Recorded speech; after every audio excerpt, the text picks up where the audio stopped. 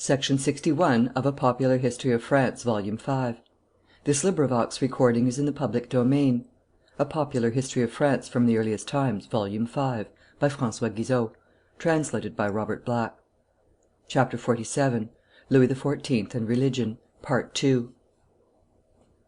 And a few days later, at Alais, "I no longer know what to do with the troops, for the places in which I had meant to post them get converted all in a body; and this goes on so quickly that all the men can do is to sleep for a night at the localities to which I send them. It is certain that you may add very nearly a third to the estimate given you of the people of the religion, amounting to the number of 182,000 men, and when I asked you to give me until the 25th of next month for their complete conversion, I took too long a term, for I believe that by the end of the month all will be settled. I will not, however, omit to tell you that all we have done in these conversions will be nothing but useless, if the king do not oblige the bishops to send good priests to instruct the people who want to hear the gospel preached.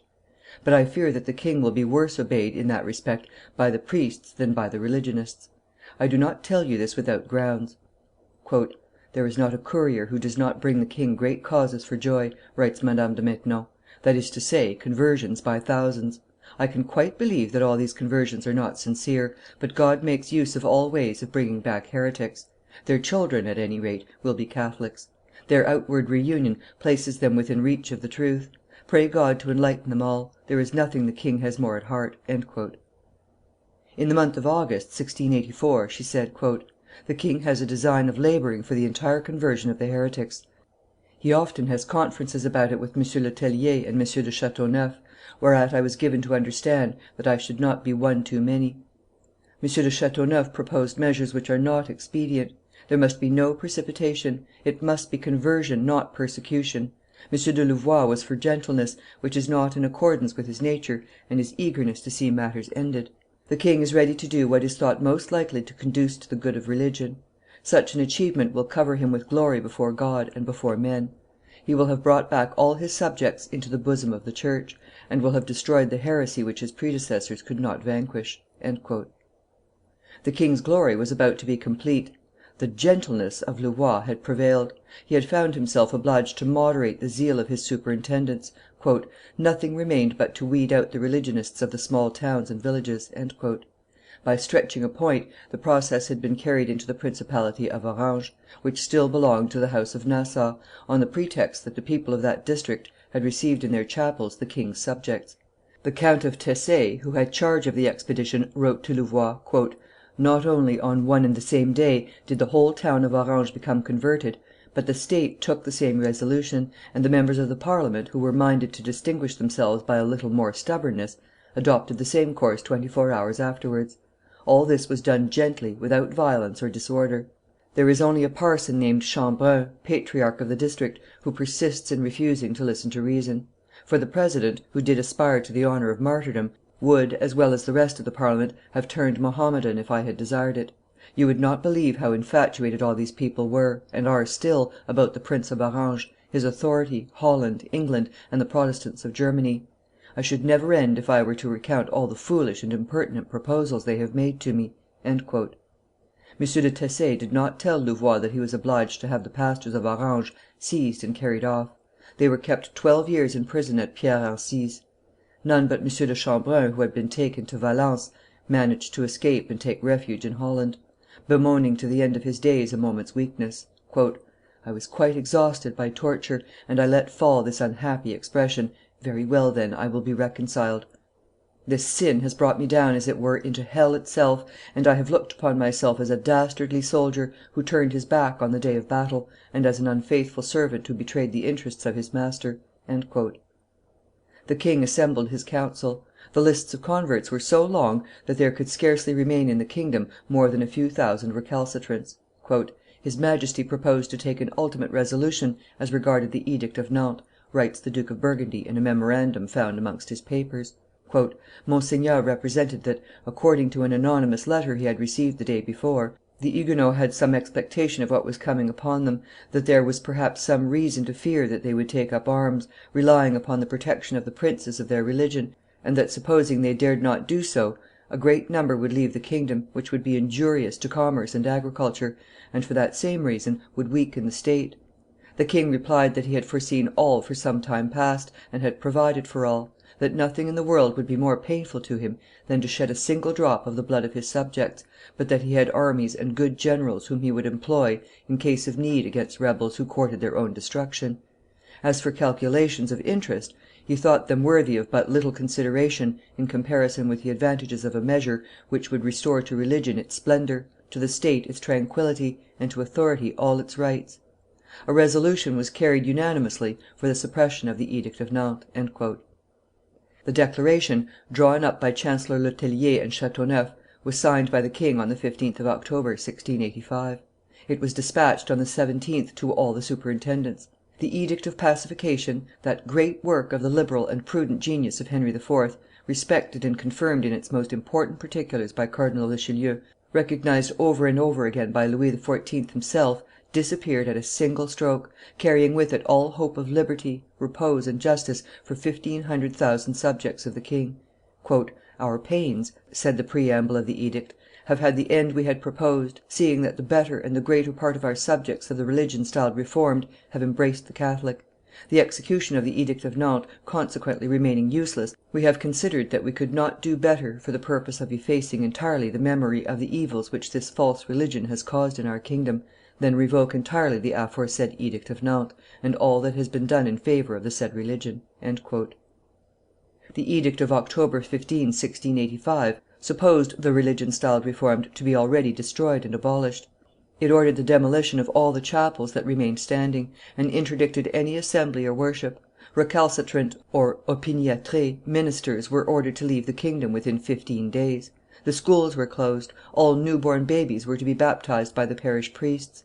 Religionists were forbidden to leave the kingdom on pain of the galleys for the men, and confiscation of person and property for the women. "The will of the king," said Superintendent Marillac at Rouen, "is that there be no more than one religion in this kingdom. It is for the glory of God and the well being of the state." 2 hours were allowed the Reformers of Rouen for making their abjuration. One clause, at the end of the edict of October 15, seemed to extenuate its effect. "Those of our subjects of the religion styled Reformed, who shall persist in their errors, pending the time when it may please God to enlighten them like the rest, shall be allowed to remain in the kingdom, country, and lands which obey the king, there to continue their trade and enjoy their property, without being liable to be vexed or hindered on pretext of prayer or worship of the said religion of whatever nature they may be." "Never was there illusion more cruel than that which this clause caused people," says Benoit in his Histoire de l'Edit de Nantes. "It was believed that the king meant only to forbid special exercises, but that he intended to leave conscience free, since he granted this grace to all those who were still Reformers, pending the time when it should please God to enlighten them. Many gave up the measures they had taken for leaving the country with their families; many voluntarily returned from the retreats where they had hitherto been fortunate enough to lie hid. The most mistrustful dared not suppose that so solemn a promise was only made to be broken on the morrow. They were all, nevertheless, mistaken, and those who were imprudent enough to return to their homes were only just in time to receive the dragoons there." A letter from Louvois to the Duke of Noailles put a stop to all illusion. "I have no doubt," he wrote, "that some rather heavy billets upon the few amongst the nobility and third estate still remaining of the religionists will undeceive them as to the mistake they are under about the edict M. de Chateauneuf drew up for us. His Majesty desires that you should explain yourself very sternly, and that extreme severity should be employed against those who are not willing to become of his religion.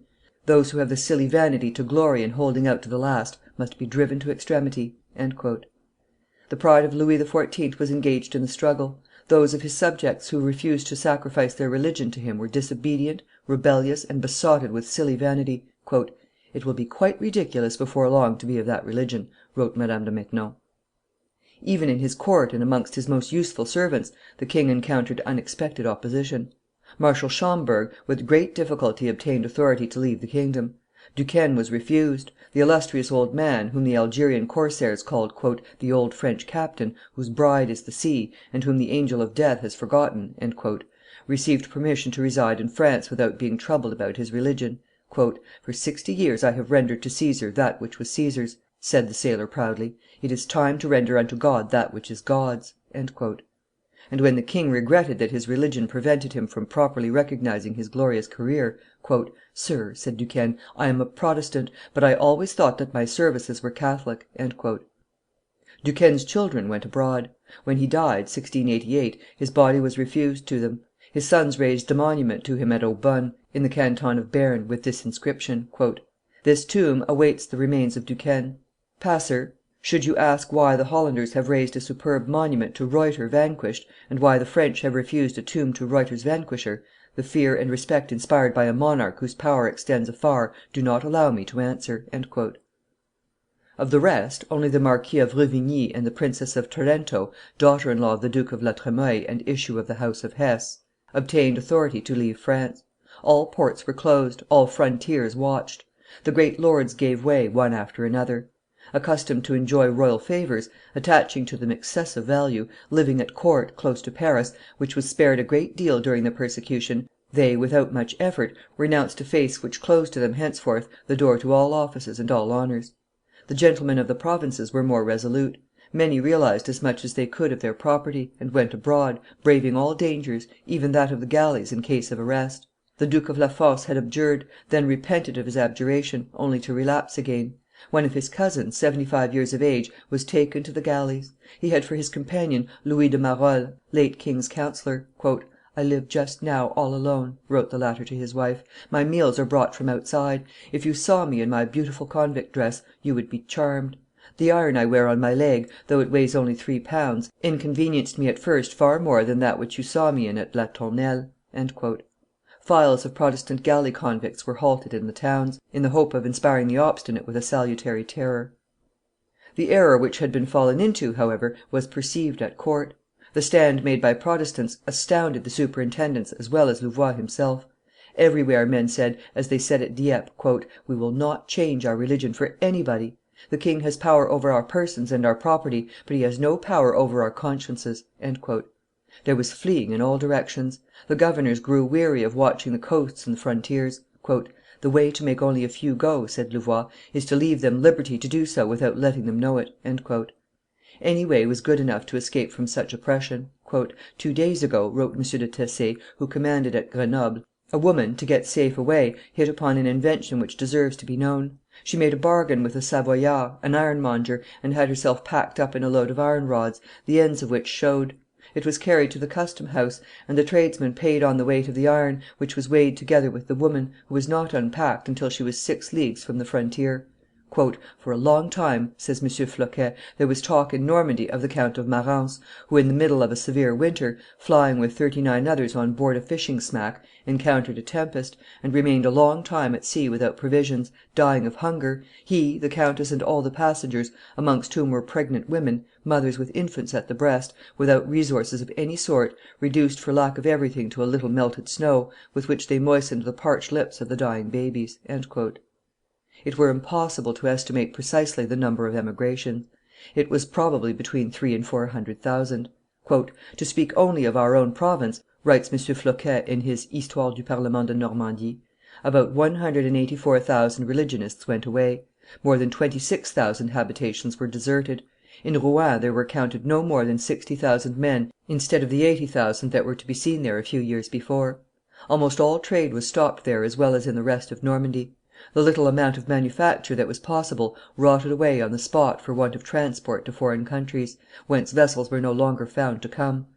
Rouen, Darnetal, Elbeuf, Louviers, Caudebec, Le Havre, Pont Audemer, Cayenne, Saint Lô, Alençon, and Bayeux were falling into decay, the different branches of trade and industry which had but lately been seen flourishing there having perished through the emigration of the masters whom their skilled workmen followed in shoals." The Norman emigration had been very numerous, thanks to the extent of its coasts and to the habitual communication between Normandy, England, and Holland. Vauban, however, remained very far from the truth when he deplored, in 1688, "the desertion of 100,000 men, the withdrawal from the kingdom of 60 millions of livres, the enemy's fleets swelled by 9,000 sailors, the best in the kingdom, and the enemy's armies by 600 officers and 12,000 soldiers, who had seen service."